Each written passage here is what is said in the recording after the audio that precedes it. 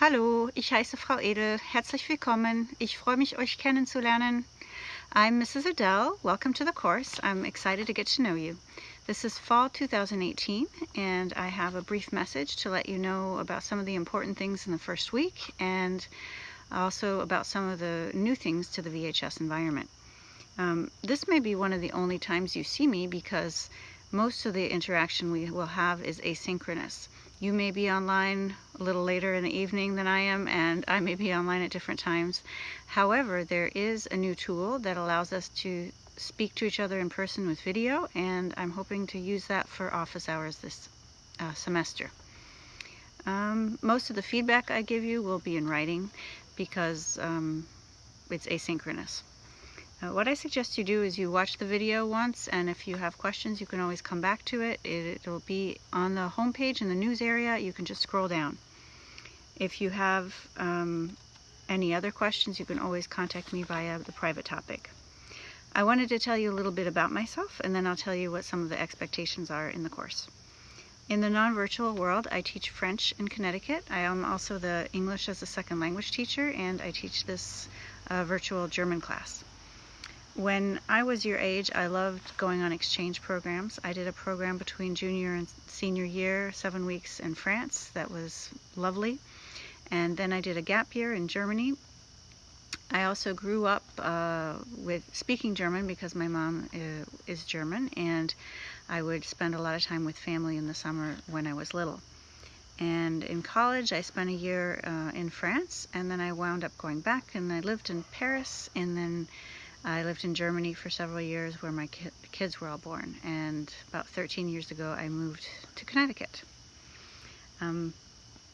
I really enjoy teaching this German course because it keeps me in touch with my German roots. It lets me know what's going on in Germany, and I also went there this summer, so I have lots of photos to share with you about my experiences there. Some basic information about the course. The first week is really important. There are 2 areas that you need to watch for. It's the Start Here lessons and the Week 1 lessons.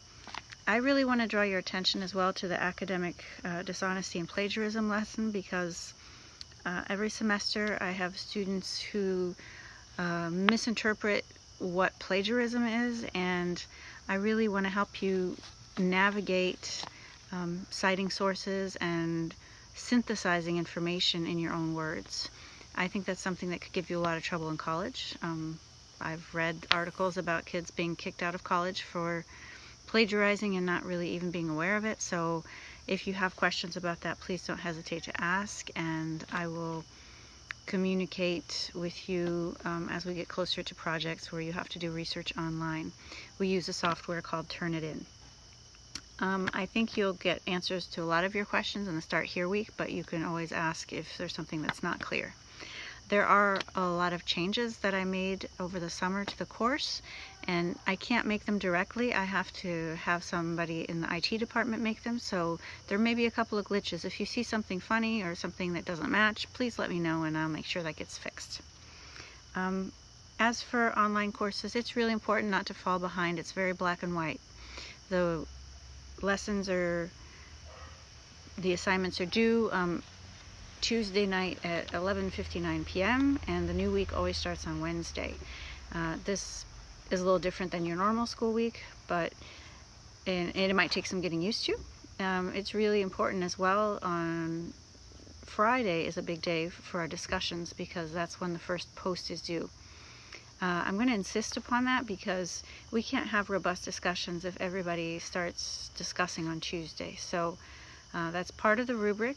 The course rubrics, you can find them in lesson 1.1, and it's really important to start discussing on Friday. Take a look at the rubric. If you have any questions, let me know, and also if there's ever an issue with that, like if you're absent or something, please just reach out to me. There is a real person behind all this digital media, and you can reach out to me via something called the private topic. Those are, it's a discussion area where you can, I communicate directly with each individual student. There's also other discussions where you can ask a question that you think other students might have. I encourage you, if it's a general question, to ask there. And then there's something called the Sitz Ecke, which is kind of like a water cooler for you to ask other students questions that aren't related to the course, you know, like about the game on the weekend, that kind of thing. I'm going to take a quick look at my notes so I don't get off track. You can see your grades at any given point in the grading area. Like I said, it's very black and white. You know, if the assignment was late, there will probably be points taken off.